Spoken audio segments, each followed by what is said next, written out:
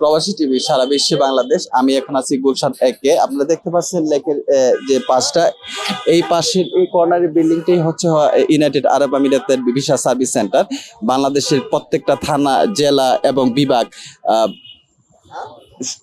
বিভিন্ন জায়গা থেকে যারা বিদেশ দুবাই যেতে চায় তারা এখানে চলে আসে। সে সাথে প্রবাসী ভাইরা যারা দুবাই থেকে আসছে এবং আবার যাচ্ছে, তাদের এখানে আসতে হয় এই ইউনাইটেড আরব আমিরাত ভিসা সার্ভিস সেন্টারে। এখানে যে এই দুই পাশে যত লোকজন দেখছেন, ওনারা আজকের তারিখ তাদের কাগজগুলো জমা দেওয়ার জন্য এখানে। আজকে হয়তোবা জানেন ঢাকাতে প্রচুর গরম।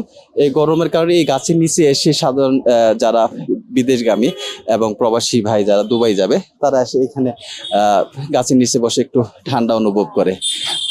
আমি আপনাদেরকে এটি দেখাতে চাচ্ছি যে ঝিলপাড়ে যে রাস্তাটা এবং এই লেকটা প্রচন্ড রকমের ঠান্ডা।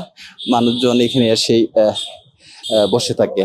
মোহাম্মদ মঞ্জুর ইসলাম হীরা, ইউনাইটেড আরব আমিরাত ভিসা সার্ভিস সেন্টার, গুলশান এক, ঢাকা।